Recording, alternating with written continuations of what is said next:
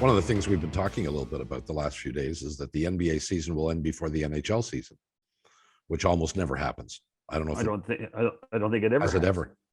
No. Not And, sure. and the NBA season usually starts a month later than the NHL. They basically started at the same time this year. So, and then when you consider the 17 days that the NHL had put in the middle to go to the Olympics and then didn't go to the Olympics, that's why the NHL season ends, I think, on the 30th of April, Bob. Yeah. Still a ways away, but Yeah. I think more because of the calendar, we feel like it's coming to a close, and it really isn't. It's still got a ways to go. I described it to a couple of people last night at the Edmonton Oilers game as our biological clock tells us the playoffs are soon. And you're really getting a sense of that in the style of hockey being played. I think you're right. We saw a Ranger-Pittsburgh game got nasty the other day. Colorado-Calgary got nasty. Colorado-Minnesota got nasty. The game I was at last night, Edmonton versus the Los Angeles Kings, was a heck of a hockey game. It was a toe-to-toe physical game with great plays at either end, great forechecking, and ended up in a shootout. And these are teams in Edmonton and Los Angeles that probably will play each other in the first round of the playoffs. And if it's any indication last night, it is going to be one whale of a playoff series. We're going to talk about some of this stuff. It is around the time, and we had the GM meetings earlier this week. And Colin Campbell, the director of hockey ops for the NHL. He's not the director of hockey ops. Come That's on, what you it got to says get in the his title bio. right. Get the title right. Executive Vice President and Director of Hockey Operations. That's what it says. I think you're forgetting one more adjective. What? I think it's Senior Executive Vice President. Well, that's not what Google says. I got news for you. But Google's got to be right. Or Wikipedia or whatever it is. Oh, well, Wikipedia is for sure. Well, then somebody send me a memo or something. You know, I don't get all this information. And I don't give a crap what his title is. The former sheriff of the National Hockey League. How about that? That's good. Colin Campbell will join us next after these messages. McCowan and Shannon back with you, and joined by the Executive Vice President, Director of Hockey Operations for the National Hockey League. Colin Campbell is with us. Come on, Bob. You always screw that up. It's senior. I think he missed a senior executive. Senior. I think he got one. Does it on purpose to bother me? You know, I'm into titles. He should know that. All right, we'll rewind the tape and start over again. No, this is good. This is good. Some guy from the National Hockey League is with us. Colin Campbell. How's that? That's better. Yeah, I'll be a little more innocuous next time. What's the hat you're wearing? What's that brown hat you're wearing there, Coley? I know what that is. That's his favorite golf course that he always beats me on, Red Tail. If they bring me back, John, if they bring me back. That's quite a hike from you, isn't it? It's a couple 30, hours drive. It's 35 minutes. Yeah. Oh, really? Yeah, Tilsonburg. You know, Tilsonburg near Woodstock, Simcoe. I heard of it, but I have no idea where it is. Why would I go there? I got a bunch of things. So this was the first time the GM's meetings were actually face-to-face in what, 2 years? Is that right? Yeah, we had the days exactly. Mahar had the days, but you're right, like 2.5 years. We got, it was March, just before COVID broke out and we suspended play. And the only COVID conversation at the meetings where we felt that COVID was receding in China and we weren't going to have a problem getting hockey sticks that were made there. Next thing you know, we're shutting down 7 days later. Wow. So, well, how different was it for these guys getting to meet face to face? Because there are guys who have never been to the GM meetings before, have only done it virtually, right? Well, there was 11 guys that have never been to a meeting in their present roles. Now, Hextall, who else? John Hextall has got a different hat on now. He's been at interest meetings, but in their present roles, there was 11 individuals that were representing their teams for the first time, and probably 9 or 10 have never been to a manager's meeting. Yeah. Chris King, who been around a while, he said, Kyle Davidson, I just found out he went to school with my daughter. So, Well, and Kyle Dubas, who's is the Doogie Howser of general managers, he's a senior guy now when you think about it. Well, he's a senior. He's a senior guy in many more ways than one. Like he's got to take over Brian Burke's role when the meeting's over. Kyle, the managers want you to walk out first, get the media over in one corner, then they scurry out to avoid the media. who's taking the bullet, right? That's right. So yeah, Bob. It was interesting, Bob. Back to your question, that we did a lot of reviews and how these some of these rules, coaching challenges, for example, how the managers wanted us to install a coach's challenge, and how and why we installed it, and the changes we made to it, and we reported on that, and a few other issues like that, kicking the puck, things like that. The development of individual rules over the years, and so a lot of time was spent explaining that to the new managers and review for the older managers. Anything come of these meetings that suggest to you that rule changes are imminent? Anything really strong? No, there's a little push by the managers that they want us to take over the coach's challenge totally. There's 5 of us that are in on every coach's challenge. Me, for the most part, whether I'm there or virtually, I'm watching games.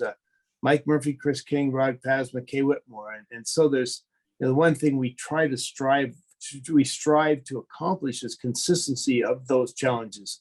Of those rulings. But, at the other end, we would be challenged if we didn't check on every goal, stop and challenge it. Goaltenders feel they're interfered with every goal.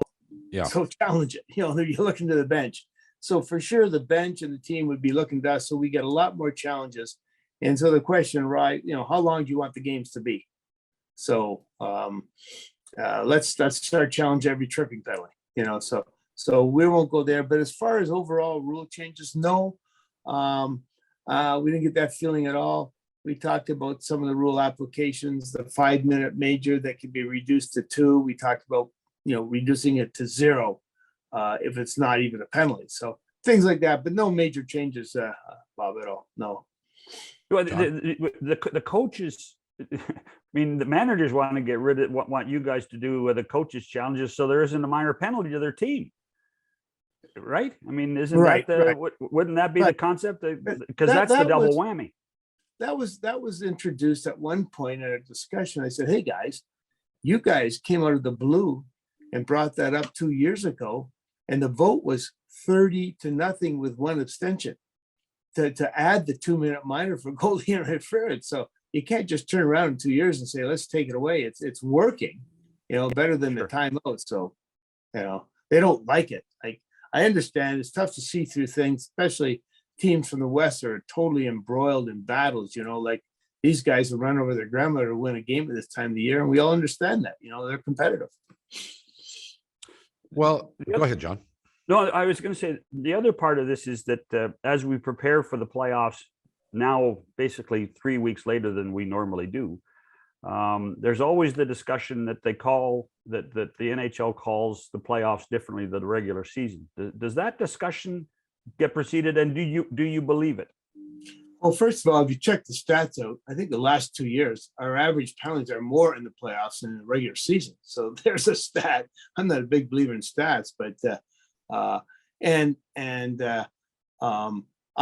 a believer, and I'm my boss tries to straighten me out all the time, and I'm a believer that you have to earn your penalty. It's a tough game, and I don't think we got to be. You don't get complaints. It's more so now than John. I always kid you about Eddie, what's his name? West. Who's the guy that pulled the hose across the lawn for Esso Hockey Night in Canada?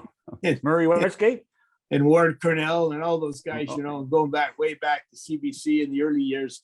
And now, you know, I didn't, by the way, for the record, I did not work with Murray Westgate and Ward Cornell. Okay, please. who was the replay guy? Ed Fitkin. Ed Fitkin, that's right. Yeah. And so, sorry, Bob. We're just kind of reminiscing here. Oh, that's all right. Go ahead. but the question is, you know, you in all sports, no one starts screaming until they see the third replay in high definition and analyze it. And like, let's just play the game where, you know, players just want to play. And I'm a big fan for, but less penalties and more stuff happens. And in the playoffs, penalties mean a lot. People are emotional. We get a lot more yelling. The yelling increases at every level. So, you know, I think that's a thought. But if you look at the actual stats, I'm not quite sure in last year, but I know the year before, a couple years in a row, we were more penalties in the playoffs than the regular season average penalties per game. So there's a good phrase that gets used: game management. How would you describe game management? Is it an individual game? Can it be a league philosophy? Does it change by referee? Where does that phrase work? It's pretty tough to support that now with two referees, you know, that they're managing the game. You could hang it on the one referee days that he was managing it. He had, you know, we had, even when I coached back then or played, well, this referee's going to call a couple early to get a hold of the game. You know, this guy will do this guy will do that. Now you have two referees working at, you know, are they working together? Are they working in concert to manage the game? It's pretty tough. You know, we try to instill things that no visiting the referee's room between periods, the GM or the coach screaming at him, you know, because even, you know, if you do, I remember coaching and going by the referee's room at the end of the period, and Brian Murray was the general manager of Florida at the time. He's sitting there waiting for the referees to get there. And, you know, and then we walk out at the start of the period and we get the first two penalties. So whether we deserved them or not, you know, I said to Neil Smith, who's the general manager, I said, Neil, like, you know, this doesn't smell good, you know, like maybe you should go there too when Brian goes there. So anyways, we try to avoid those things. Coaches screaming, yelling at the referees, you know, what am I supposed to do if I'm the other coach? Scream and yell too if they get the first penalty. So it's not a good look. And also it is pressure on the referees. So you try to make the playing field as fair as possible in those regards. I don't want to be a dirt disturber here, but you know, okay, don't. But your suggestion that you know, the last 2 years ago there were more penalties called in the playoffs per game than there were during the regular season. That's all well and good, but you cannot convince fans that refereeing in the playoffs isn't different than it is in the regular season. You just can't do that, Goalie. They're gonna, and historically, I know that was a fact, and you would have to acknowledge that there was a time when the three of us were much younger, when you had to almost kill somebody to get a 2-minute minor in the playoffs. It was clear that referees put their whistles away. Now, I'm not suggesting that that's still the case. I think you've gone a long way in correcting that, but there is still a sense that fewer penalties are called in the playoffs than are called during regular season. Would you deny that? I'm not going to deny. I will deny. I have to look at the stats, but you put the stats aside is what you're saying. And what is the feel out there? And yes, you have to earn your penalty. And in my mind, I think the majority of managers and coaches and probably players too would rather see it be a strong penalty than a weak penalty and earn your penalties. Now, is that right? Is that in the rule book? No, it's not in the rule book.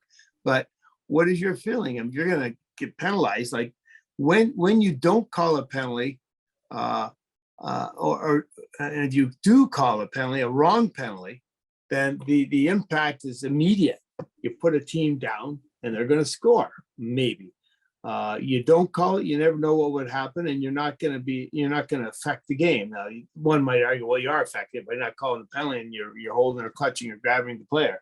But still, I think the feeling is players have to earn their penalties. it's an important time of the season. Jobs are won or lost in the playoffs. Bigger contracts are earned by players who win and succeed. So it's and that'll never stop. And I think in all sports, I remember a face mask missed, and as a miss was in the Super Bowl that led to a touchdown. Or a non-touchdown. Whatever. We look to see major things happen in other sports. So we have company in those situations and see how they handle it. Oh, sure. And I'm not suggesting anything otherwise. What I guess I am suggesting indirectly is you would acknowledge that physical play is much more enhanced in the postseason than in the regular games season. are much more intense, much more intense, much more physical, much closer, Well, much tighter. And therefore you could have more penalties, and which raises the issue of, do referees deliberately call the game more conservatively during the postseason? Are you saying no, that it isn't that way? No, I would say the spotlight is on them more than one of 82 games. Game Agreed. one in the playoffs isn't as important as game 5, 6, or 7. And that one penalty can turn the tide. And I can tell you that, as John just said, about the aggressiveness and the physicality. I remember walking down a couple of years ago, the year Washington won the Cup. They were down 3-2 to Tampa. And Stephen Walk and I were walking downstairs after game 7. Steve Eisman was kind of walking slumped over. He goes, we didn't show up much in these last 2 games. Well, our sense was that Washington was a bigger, stronger team. And by games 6 and 7, they just overwhelmed physically wise, the Tampa Bay team. Since then, Tampa got a little more aggressive, a little more bigger, and they just won 2 cups. So I think the fact that you can grind out a team, you can last in 7 games, it's a war of attrition. So physicality does count. And so, and I've gotten more complaints over a parade to the penalty box than a non-parade to the penalty box. So those are some of the factors, Bob. So, all right, no problem. Yes, I mean, I want to go back to the managers' meetings, because I don't think a lot of people understand some of the process behind the meetings. Because at some point prior to the meetings occurring, you accept ideas and discussion points from the managers. Some of them go to playoff format, some of them go to rule changes.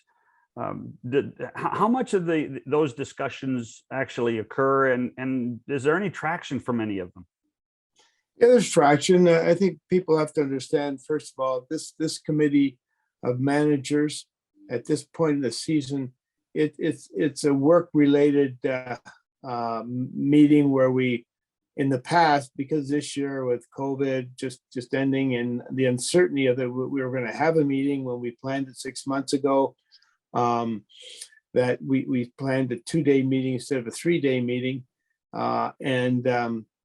Normally, as you know, John, we go to breakout groups, which it's easier for the managers in a group of 7 or 8 to express themselves and beat up certain topics. And then we have them bring those answers back to the big group, and they can support why they decided to do what they wanted to do. And so there are, it's probably split 60-40, 60 hockey things, 40 CBA items, discussions. They usually don't go anyplace because the only place they could go is to the PA to get changed, and they're not going to get changed. So we have our next negotiations. Very seldom does the PA want to change anything, and if we do, it's going to be a trade-off, and that never, I don't recall it ever happening. And the only time it might happen is maybe just recently. What was the situation with the trade? Maybe Right. the revealing of what your untradeable teams or your list is. Maybe that will get, because that's not good for anybody. So that might get changed in the middle of an agreement. But from a hockey standpoint, we go to the competition committee after this meeting, and we tell them what the managers have suggested and recommended as far as massaging a rule, changing a rule, and they'll come to us with a couple of things as well, and we'll discuss it, and then we'll take any recommendations that we both vote on, the competition committee, which has 5 players on it, voting players, and we have 4 GMs and an owner on ours, and we'll vote on it, and then we'll take that recommendation to the board. The board is the only group that can change a rule in July, and we'll change a rule. So basically, that a lot of the stuff starts. A lot of the discussions begin in this 3-day meeting. And is there anything that's relevant that will get taken to the competition committee at this point? There's a discussion with the 5-minute major, John, that was introduced basically on the one play, San Jose, Right. Vegas, where we had a 5-minute major, and we checked out. It never happens where you very, very, very seldom score 2 goals, let alone get 1 goal. And they, I think, scored 3 or 4, and 3 on a major that shouldn't have happened.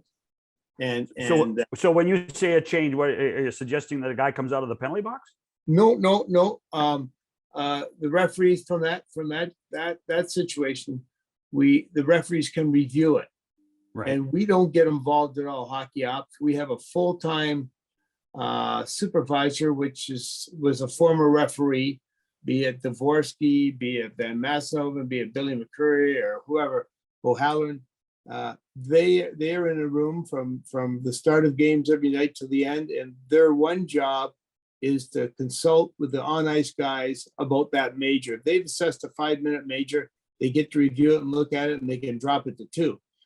Our only contention now is that maybe it could be 0. Oh, I see.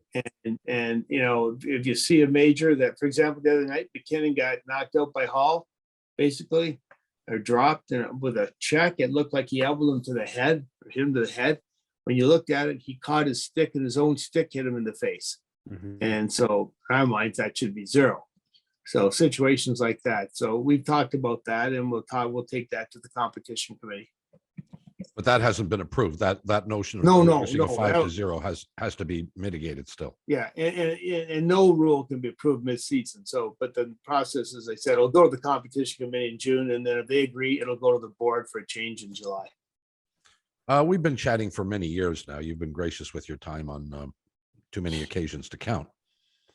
But we used to spend a lot of time talking about the nature of the game, and I would say to you, there's too many fights and too many goons on the ice, and you got to get rid of all those guys. And you would, I don't think you'd argue with so much as try and give a different opinion of it. But that's gone.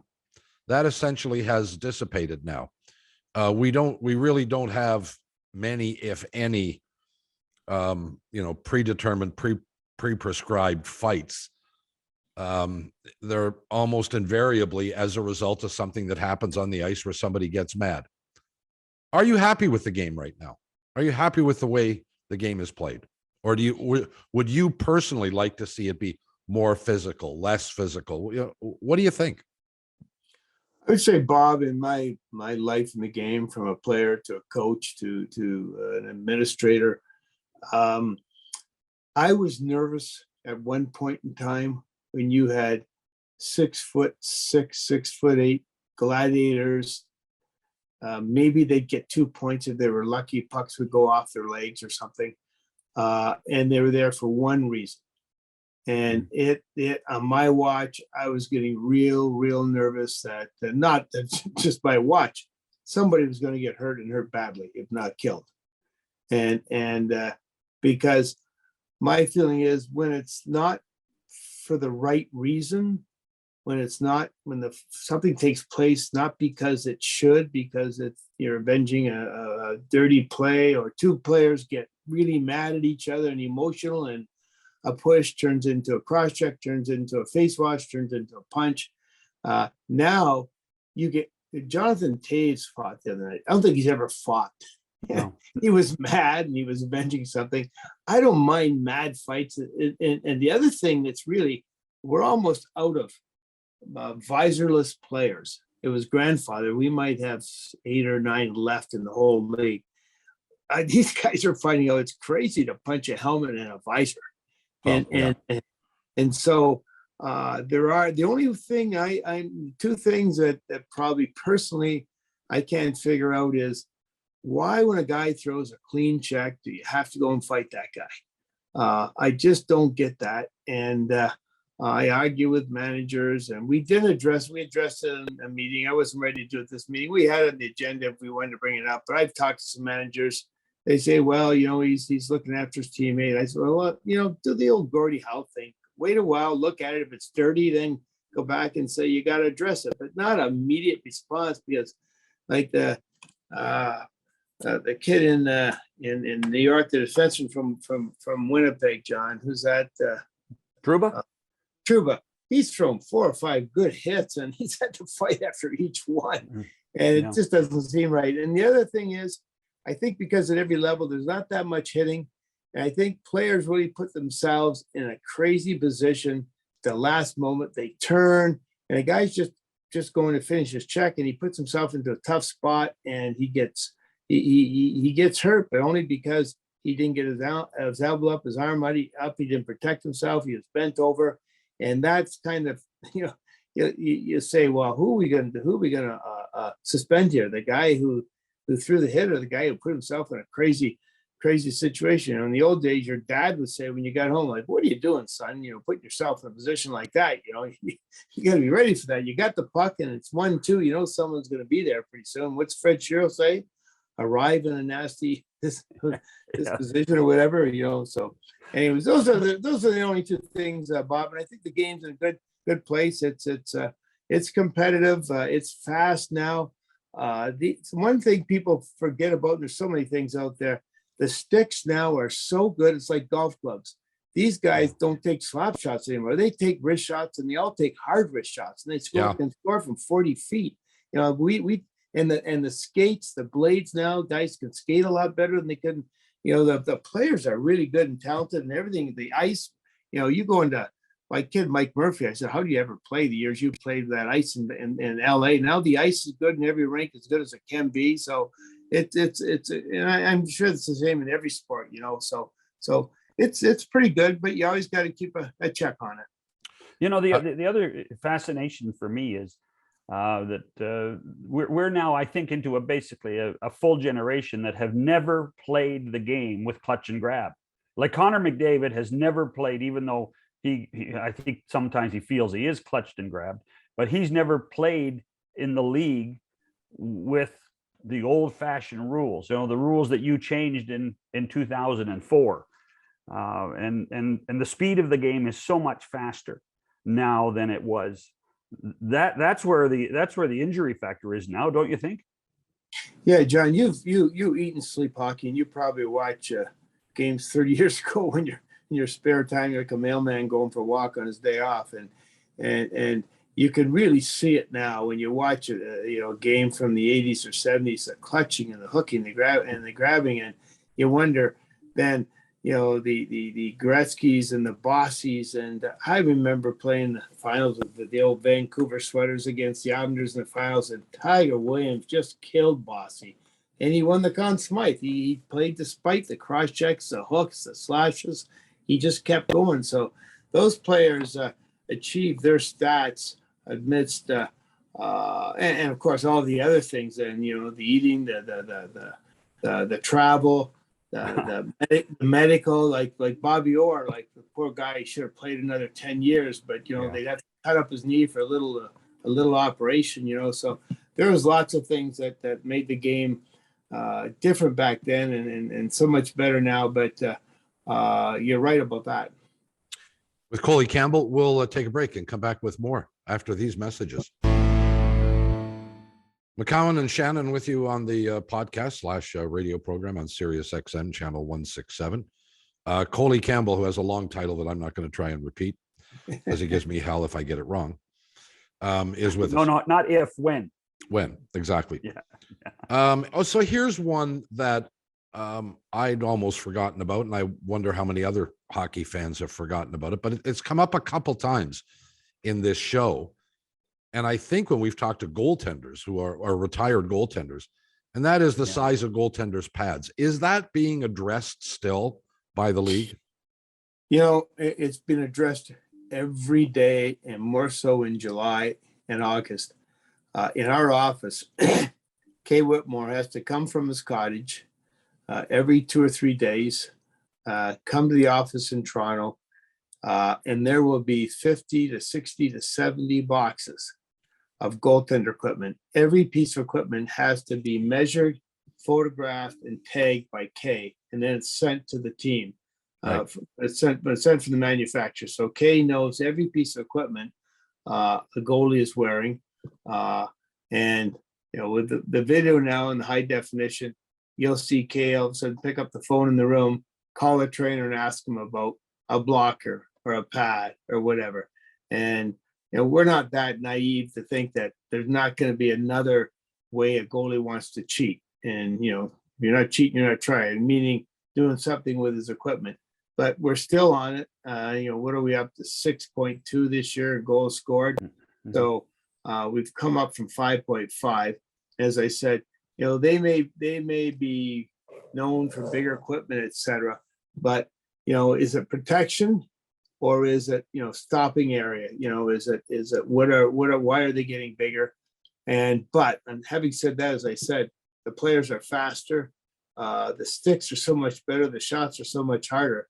And so I think it's stayed more or less even, and we do watch that, and we are concerned about that, and because they will come up with things to help their game. But the other thing I will tell you, Bob, and I had this conversation at the meeting. I'm not sure who it was with, but it was it's obvious now when you look at how goalies play. A lot of retired goalies are now, I think it was Jimmy Nill we were talking to at a table, just having a coffee there in the middle of meetings. We were talking about just informally on a break about, I think 1 or 2 of his goalies now have had hip operations. Rath had a hip operation. And the way they play the game now, Bob, it's not a good, it's not a good ending for these guys when their career is over. You know, they're almost all of them are going to have hip operations, and it makes sense the way they play the game. What is it about the way they play now that puts them at greater risk of injury? It's the butterfly, right? Yeah, they go down. You know, you watch it like a pad, each foot has got to hit the crossbar almost, or the post. So they're covering as much area as you can, and they're always down. They're not doing the old Johnny Bauer, Terry Sawchuk stand up. They're all playing the game on the ice with their pads, covering as much net as they can. Would you like to see the size of equipment reduced? Because that's been suggested on this show, that it's still too big.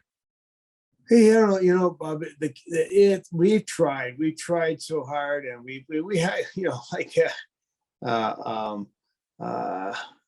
we hired at the time, you know, we used to battle with them, and we used to call him Crying Ryan Miller, you know, but we've actually hired Ryan as a consultant. He just retired, and you know, we had so many battles with him, he'd become our friend. Him and Kay were buddy, and so we've hired Ryan, and you know, you know, if you want to stop a thief, hire a thief, you know. And so we brought Ryan in, and it's been a long time since Kay played net, and Ryan's played a lot of hockey, and he was battling on a lot of things, you know, the masks / helmets they wear, how much protection have they got, the gloves and the pads. So we're still trying to stay current. It's hard to take it back, Bob. It's hard to reduce the pads, hard to reduce things, but we're trying to keep it at where it's at now without getting larger. There was a point where everybody was beholden to the manufacturers. Has that changed? Are they getting guidance now as opposed to them giving guidance? The goalies or the manufacturers? Well, the equipment manufacturers, because it was the equipment manufacturers that they had kind of wrote their own rules at one point, didn't they? Yeah, and they would even suggest things, you know, but we've got a pretty good control on that now, John. There's a lot of manufacturers now too, you know, and we just, the one thing we had a report on injuries and goalie masks and helmets, and what they have to, how they have to be built to actually protect goalies. And we also had, you know, you remember the Rask play a couple of years ago where his skate blade broke, he couldn't move, and he's yelling and screaming. They score on him, and he's throwing the blade at the referee. Look it, Remember, broken. So you have to attend to that. And our managers told us at the time, and we reminded them, you guys, when the skate blade breaks, you chose to wear that type of equipment. We're not stopping the game until you get possession of the puck. And if you go over to fix it, if you can't fix it within reasonable time, we couldn't give them a hard number, but a reasonable time, you're going to put your other goalie in, no matter what time of the game it was. If you remember, there was a Calgary-Vancouver game like that, and Calgary was on a streak, and we took Mark who was it for Calgary? The goalie there. Markstrom.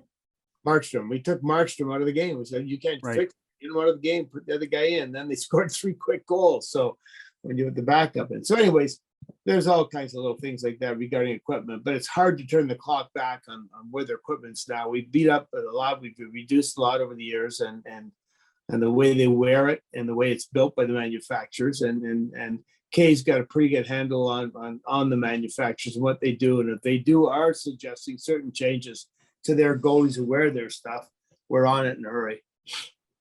You just tweaked me to another thought, is that, one of the great stories, and I think it's probably going to be a movie at some point, was what happened with David Ayres in Toronto for Carolina as the emergency backup goalie. Do you foresee a time, and we saw it during COVID, do you foresee a time that there are 3 goaltenders on a roster? We've discussed that, John. It just, what it is to travel today and what that would cost. Just your simple things. You're trying to reduce the cost. A third goalie, meal money, a hotel room, charters. There's no more flying them. One of the big problems is, teams don't practice anymore. It's tough enough to get the backup goalie ice time, let alone the third goalie, and so you're going to increase your rosters to 24. What are they going to get paid? We've talked about that. As you know, our old friend Jimmy Gregory used to say we used to have a goalie in every building. A goaler, you got to have a goaler in every building. Right. We'd say, Jimmy, it's like, are you going to have 2 goalers in, a good goaler and a bad goaler, and when the other team gets hurt, put the bad goaler in his net, but it's always a constant discussion. We've got goalies now and standbys like the kid in Toronto, and they're in every building, and we have put them in there. The kid in Chicago, remember, he had instant stay in there for a few weeks. So you don't think it's going to have happened in Florida. We had an issue down there with Luongo, and who was the other guy that backed up? And Luongo went back in, kind of hurt, So, the games are so important now that and goaltending is so vital. Is it worth? You set a price for you'd have to collectively bargain it, I assume, with the Players Association anyway. Yeah, you have to do with most things. There's a lot of hurdles, and basically we've discussed that, and we weren't ready to overcome all the hurdles to add that one more goaltender there. And you look at the amount of times it happens. All the games we play, it doesn't happen that much. When it does happen, John, we're on the phone to whether it's 7 o'clock at night or 10:30. We're on the phone to Central Registry. Okay, we got to pull up a goalie now. Who's available there? What do we got in place? This guy's coming out. That guy's going in. Blah blah blah. So one of the better features of the game today is the situation room we have in Toronto, where we're watching everything every second of the night. From 5:30 or 6, teams are reporting in, buildings are reporting in, and we got a handle on every game, every second. And we're proud to say that the other sports have come to us and copied our system, and our system is only an accumulation of what you and I and John Davis, everybody's done over the years. Watch games every night, go to a bar and beg the guy to turn it from the basketball game to the hockey game. Is there a better system? Let's get a portable satellite on the road. And now we actually do that. And I kid some of the younger guys we have in our room working, what do you do? What do you do? And I watch hockey. I know you watch hockey, but what do you do for a living? I watch hockey. Yeah, but what do you do for a living?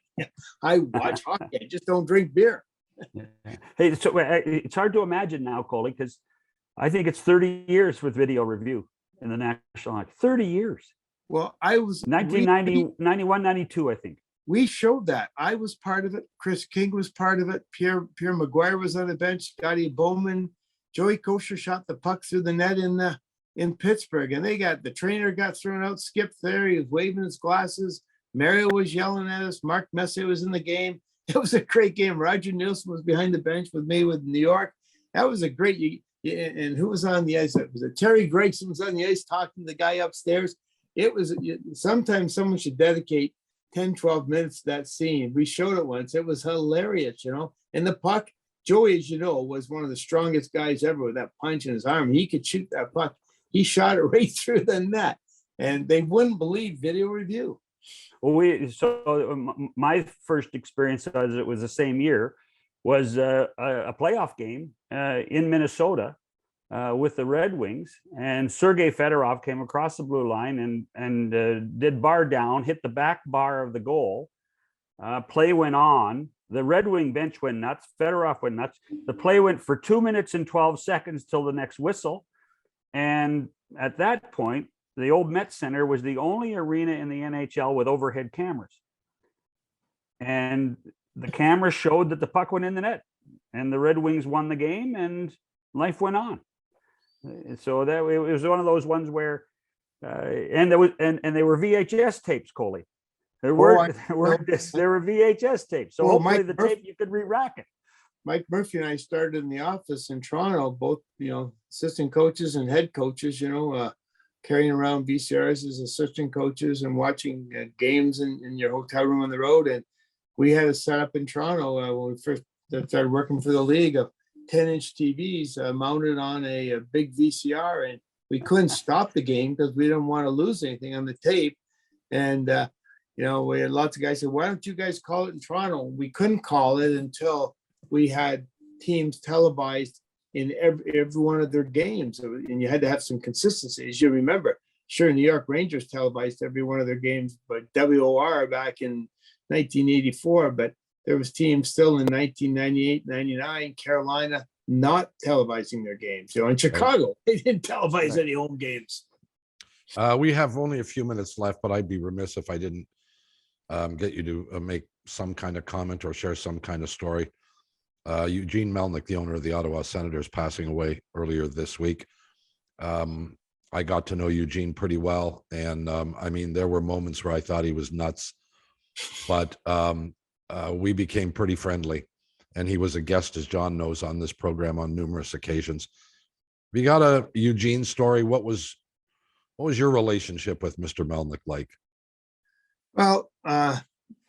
Melnick, he's as you know, was passionate and a hockey guy. He had a junior team at one point in time. I had just given up the job as the discipline guy, whatever you called me, the sheriff. Yep. Brendan Shanahan took it when he retired. And then we had the incident with Cook and Carlson with the skate cut. And Mr. Melnick would not give it up. He had to do it on purpose. And he got to the point where we had a couple of doctors come to New York and had a major hearing, and he was proving, how the angle of the dangle was this, and it was on purpose. And we were, look at Pat Cook has done a lot of things, but we don't believe he did this on purpose. And Mr. Melnick was bound and bent. And that's where, Bob, you run into passionate people in the playoffs, and they feel, this is what it is. It's my team, and they'll do anything to win a game. And it's not like they're cheating. They feel they're winning a game. He felt this was on purpose, and he fought to the bitter end. And but I got to give him credit. He may have said what he said. He may have done what he did, and he may have said crazy things. But he respected his GMs. He let them do their job. He let Brian Murray do his job. He listened to Brian Murray. He listened to Pierre Dorian. So I'll give him that. There's some situations where you don't get that, but with Eugene, he was good at letting his hockey people do their hockey thing. And he kept the team in Ottawa when quite possibly it would not have survived there. Quickly, John. Any concerns about COVID, Coley? I mean, you have your meetings, you have updates, you have medical staff. Any concerns about COVID coming back?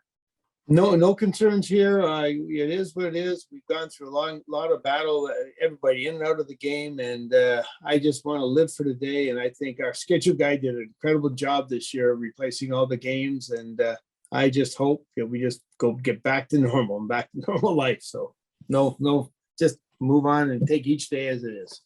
Hear to that. Mr. Campbell, it's always our pleasure. We thank you for your time, and we wish you continued good health and great success. And we'll bug you somewhere down the road again, perhaps. And we'll wait for the invite to Red Tail. So. Yes, sir. Hey, always good chat with you guys. Thanks for having me on, guys. Colin Campbell, we'll come back and wrap it after these messages. McCowan and Shannon back with you. Thanks to Colin Campbell. Title unofficial. For joining us on the program. As always, Coley, one of the great storytellers of all time. Isn't he? Yeah. I know but all the years I've known Coley, he brings up Murray Westgate's name every time. He loved the old Hockey Night in Canada with, as he said in the show. Well, Murray Westgate, if I recall, did not work for Hockey Night in Canada. He worked for Imperial Oil, right? But Imperial at that point, Bob, was the sponsor. No, Imperial Oil owned 33% of Hockey Night in Canada. Well, whatever. Yeah, but and it was in the days of live commercials. So in those days, the games were at Maple Leaf Gardens, and Murray Westgate, his little studio was across the hall at Maple Leaf Gardens. Well, and Murray Westgate used to pretend he was a service station attendant. Yeah, I can't remember the last service station attendant I saw, to tell you the truth. Well, when was the last time when was the last time you went to a full service gas station? I don't even know where there is one.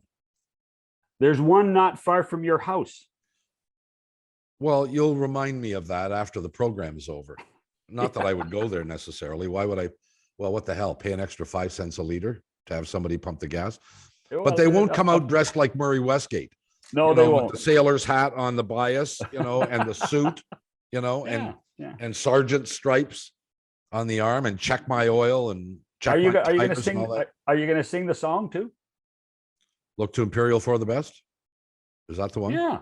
When the tires are rolling in your motor purse. That one. Are you going to sing that? Oh no, go ahead. You're doing great. I was just a child, Bob. I was just a child. Yeah, right. Tomorrow is the draw for the World Cup, and Canada, as a result of losing 2 of their last 3 losers, are now ranked 37th in the world and will be unseeded in this. In other words, they'll be one of the fourth teams in each of the 4 groups of 4. So they're going to play all 3 of their first round games against teams that are ranked higher than them. Yeah. So they're basically an at-large bid. Well, sort of. Yeah. Sort of. But I'll tell you what, if you're one of those other 3 teams, and this is Herdman loves to be the underdog, I'm not sure you're going to be really happy to be playing Canada. Well, I don't know. Look, I'm thrilled that they're there. I'm rooting for them, but I don't think any of us have any idea how good these guys are. Well, and quality Alfonso's of competition not there yet, right? The quality of competition at the World Cup is significantly different than the quality of competition at CONCACAF. And maybe they're good enough to beat France and Germany on a good day. Maybe they are, but maybe they get wiped out too. I don't have any idea. But in any event, tomorrow is draw day for that, just to give you that idea. Also, Jose Barrios named opening day pitcher for the Toronto Blue Jays. That's no big surprise. No, I don't think it's the honor it once was. It's I think it's still notable, but not that big a deal. And Austin Matthews is now 1 goal away from 50. As is Leon Draisaitl. Well, has Draisaitl done it before? Yes. Yeah. Yes. Matthews has not. No. So how big an event will this be in Toronto Maple Leaf fandom? Oh, I think it's important. I think it's important for any player still to score 50 goals and particularly when you consider where goal scoring has been and become, and other than Alexander Ovechkin in the last decade, has there really been the quality goal scorers like Matthews and Draisaitl in the NHL right now? The other thing, Bob, is how many Toronto Maple Leafs have ever scored 50 goals. We forget that Rick Vaive did it 3 times. Well, I don't forget that. But there's a lot of people that have forgotten Rick Vaive scored 50 goals 3 times at a time when the Leafs weren't very good. The other 2 guys? Was there anybody? Well, I was going to say Dave Andrechuk. Yep. And I can't remember. Gary Lehman. I should have. Isn't that funny? Gary Lehman. Okay. So I think what Matthews has done for the organization, and I think you have to also, if they keep playing the way they're playing, that you have to put him in the big category for the Hart Trophy as well as the MVP in the National Hockey League. Well, Vaive got 54 in 81-82. I think that's the biggest total. So yeah, Matthews can pass that too. Yeah, absolutely. We'll come back with something else for you tomorrow. Buck Martinez tomorrow, Bob. Buck Martinez. Oh yeah. A preview of the baseball season, which is 1 week away. I think they open next Friday. I don't know. Spring training was just so fast. Yeah, well, that's everything is fast these days, or slow, as the case may be. For John Shannon, Bob McCown, you have yourselves a swell afternoon or an evening or whatever the hell you're doing, and we'll see you tomorrow. Goodbye, everybody.